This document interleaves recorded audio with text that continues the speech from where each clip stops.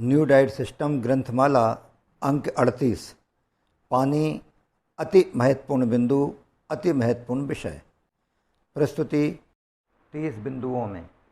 Point number 1, मानव शरीर में 67.5% जल होता है।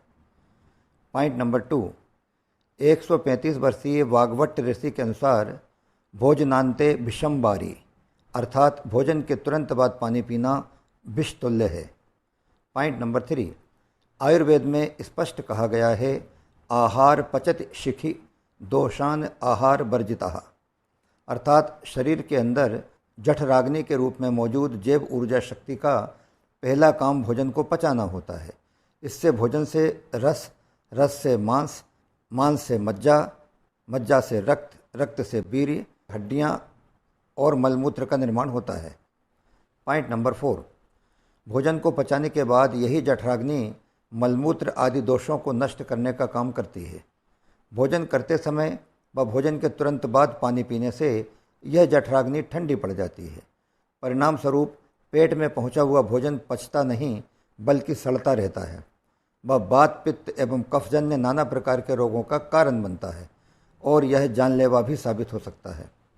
पॉइंट नंबर 5, भोजन आरंभ करने के आधा घंटा पूर्व एक आधा गिलास पानी पी सकते हैं। भोजन करते समय यथासंभव पानी न पीना ही श्रेयस्कर है।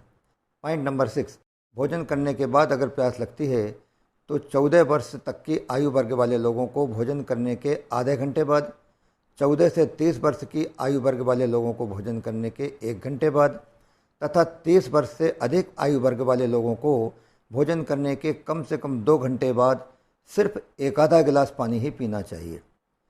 पॉइंट नंबर 7, विदित हो कि पानी रक्त के माध्यम से शरीर में विचरण करता रहता है और शरीर के अंदर मौजूद कोश कोशिकाएं ही पानी की निवास स्थली होती हैं। पॉइंट नंबर 8, पानी शरीर में से मुख्यतया प्रश्वास के द्वारा, पसीने के द्वारा व मलमूत्र के माध्यम से बाहर निकलता है। पॉइंट नंबर 9, जहाँ तक शरीर में पानी की आपूर्ति का सवाल है तो शरीर में पानी की आपूर्ति वरीयतापूर्वक फलों के द्वारा, सब्जियों के द्वारा, रस आदि भोजन के अलावा जब मनुष्य को प्यास लगे तब ही पानी पीकर करना सर्वथा उचित है। पॉइंट नंबर 10, रक्त में सोडियम की मात्रा का स्तर 135 से 145 मिलीमोल्स प्रति लीटर रहना बहुत जरूरी है। एक्सेस वाटर यानी ज़्यादा पानी पीने से रक्त के डाइल्यूट होने पर अगर सोडियम की सांद्रता घटकर 135 मिलीमोल से नीचे पहुंच जाती है तो मनुष्य हाइपोनेट्रेमिया का शिकार हो जाता है, जिसके कारण हेडेक, फैटिग, नोजिया, वॉमिटिंग, बार बार पेशाब जाना व मेंटल डिसऑर्डर आदि लक्षण उभरने लगते हैं। इसे ही वाटर इंटॉक्सिकेशन कहा जाता है। पॉइंट नंबर 11, एक्सेस वाटर के कारण जब मनुष्य की किडनीज रक्त की बढ़ी हुई मात्रा को फिल्टर नहीं कर पाती तब ब्लड वाटर लॉक्ड हो जाता है, अर्थात रक्त में मौजूद एक्सेस वाटर आसपास की ऐसी कोशिकाएं जिनमें कि साल्ट होता है वहां पहुंचकर ये एक्सेस वाटर उन कोशिकाओं को तेजी के साथ फुलाने लगता है। इतना करने के बाद जो अतिरिक्त पानी बचता है वह कोशिकाओं से रिसकर सराउंडिंग स्पेस में पहुंच जाता है।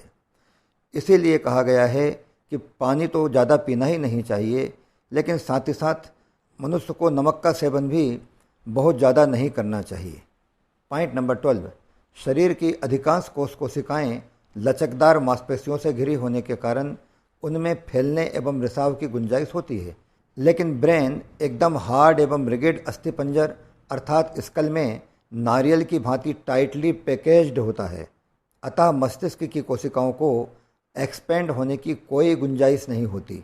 लिहाजा मनुष्य द्वारा पिए जाने वाले एक्सेस वाटर के कारण obesity, brain swelling, seizures, coma, respiratory arrest, brain stem herniation and brain hemorrhage आदि होते हुए अल्टीमेटली मनुष्य की मौत तक हो सकती है।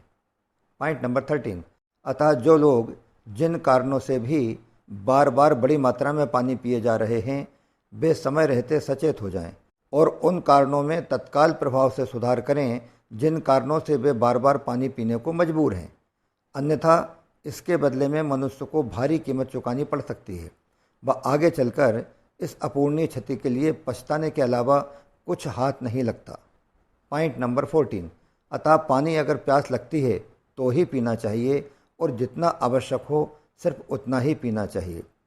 पॉइंट नंबर 15, देश दुनिया में वर्तमान खान पान के साथ अधिकाधिक पानी पीने हेतु जोर शोर से किए जा रहे प्रचार प्रसार में न उलझते हुए खूब पानी पीने की सोच से अपने आप को सदैव दूर रखने में ही सार है। पॉइंट नंबर 16, धार्मिक शास्त्रों में एकादशी के दिन चावल खाना वर्जित बताया गया है। इसका मुख्य कारण यह है कि चावल खाने से पानी बहुत ज़्यादा पीना पड़ता है, जो उपवास काल के समय शरीर के अंदर होने वाली शोधन प्रक्रिया में बाधक सिद्ध होता है। लेकिन सारी दुनिया आज तक भ्रमित है कि पानी खूब पीना चाहिए व पानी जितना ज़्यादा पिया जाए स्वास्थ्य के लिए उतना ही अच्छा है। इसे विडंबना नहीं तो और क्या कहा जाए। पॉइंट नंबर 17, अगर पानी प्रचुर मात्रा में पीने से उत्तम स्वास्थ्य की प्राप्ति होती तो फिर एकादशी के दिन चावल खाने की मनाही न होकर खुशी होनी चाहिए थी, और तब तो फिर चावल ही क्या अपितु हर वो तली भुंजी भारी चीज़ उपवास में जायज़ मानी जानी चाहिए थी, जिसके कारण शरीर में खूब पानी पिया जा सकता। लेकिन ऐसा होता नहीं है। उपवास काल में हर उन चीज़ों की मनाही होती है जिनके कारण बहुत ज़्यादा पानी पीने की आवश्यकता पड़े। पॉइंट नंबर 18, लेकिन पानी के दृष्टिकोण से चावल, तीखे मिर्च मसाले युक्त भोजन, तले भुजे गरिष्ठ आदि भोजन जिनके सेवन से बार बार अधिकाधिक पानी पीने की आवश्यकता पड़ती है, ऐसे तमाम भोजनों का उपवास काल में, यहाँ तक कि सामान्य दिनों में भी अन्य कारणों से तो ग्रहण करना वर्जित है ही, साथ ही साथ पानी के दृष्टिकोण से भी इस प्रकार की तमाम चीज़ें वर्जित होती हैं जिनके कारण कि मनुष्य को बड़ी मात्रा में पानी पीने के लिए बाध्य होना पड़े। अर्थात एक्सेस वाटर का सेवन करना स्वास्थ्य के लिए लाभप्रद नहीं अपितु घातक सिद्ध होता है। पॉइंट नंबर 19, लोहार जब लोहे को आग में गर्म करता है तभी पानी की आवश्यकता पड़ती है, और जितनी आवश्यकता पड़ती है गर्म लोहे पर वह सिर्फ उतना ही पानी के छींटे मारकर लोहे को पीटता है। अगर वह गर्म लोहे पर पानी बड़ी मात्रा में डाल दे तो वह लोहे को शेप यानी आकार प्रदान नहीं कर सकता। पॉइंट नंबर 20, अतिरिक्त पानी पूरा काम बिगाड़ कर रख देता है, चाहे फिर इलेक्ट्रिक बैटरी का एसिडिक वाटर हो, किसान की फसल हो, भवन निर्माण के लिए सीमेंट का घोल हो, जो भी हो, अतिरिक्त पानी हर जगह पूरा काम बिगाड़ कर रख देता है। पॉइंट नंबर 21, इसी प्रकार भोजन के समय पिया गया पानी जठराग्नि को मृत कर देता है। पॉइंट नंबर 22, कठोर श्रम परिश्रम के दौरान अगर पानी को अधिक मात्रा में तेजी के साथ पिया जाए तो ऐसा करने से अन्य बीमारियों के अलावा मनुष्य का ब्रेन भी डैमेज हो सकता है। पॉइंट नंबर 23, जैसा कि हमने पूर्व में जाना कि नॉर्मल कोर्स में अधिक पानी के सेवन करते रहने से रक्त में सोडियम की सांद्रता कम होने लगती है और इसी से शरीर में ब्लड वाटर लॉक्ड होने लगता है। परिणाम स्वरूप शरीर अनेक प्रकार के रोगों का शिकार होता रहता है। पॉइंट नंबर 24, अतः मानव शरीर के स्वास्थ्य के लिए डिहाइड्रेशन की तुलना में एक्सेस वाटर इनटेक कहीं ज़्यादा नुकसानदायक एवं घातक सिद्ध होता है। पॉइंट नंबर 25, पानी सदैव सामान्य तापक्रम वाला यानी 37 डिग्री सेंटीग्रेड के आसपास का अर्थात बॉडी टेम्परेचर के आसपास का ही उपयोग करना चाहिए, चाहे फिर आप पानी पीने के लिए उपयोग कर रहे हों, वमन क्रिया कर रहे हों, एनिमा ले रहे हों या फिर स्नान के लिए ही क्यों ना उपयोग कर रहे हों। पानी सदैव बॉडी टेम्परेचर के आसपास का ही उपयोग करना चाहिए। पॉइंट नंबर 26, लेकिन हाँ, सर्दी जुकाम या बुखार की स्थिति में व गठिया आदि जोड़ दर्द की स्थिति में मनुष्य को ठंडे पानी की जगह कुनकुने पानी यानी लुकेवार्म वाटर का उपयोग करना चाहिए। पॉइंट नंबर 27, इनके अलावा मनुष्य को पानी के संबंध में कुछ एक अन्य नियमों का भी पालन करना चाहिए, जैसे कि भोजन पानी आदि बैठकर ही ग्रहण किए जाएं। खड़े होकर पानी पीते रहने से जीवन में आगे चलकर जोड़ दर्द की प्रबल संभावनाएं रहती हैं। पॉइंट नंबर 28, स्नान सदैव सिर से पैर की ओर पानी डालते हुए ही करना चाहिए। घुटनों पर पानी डालकर स्नान आरंभ करने से अथवा स्नान करते समय पैरों से सिर की ओर विपरीत दिशा में शरीर को गीला करने से भी जोड़ दर्द की संभावनाएं प्रबल हो जाती हैं।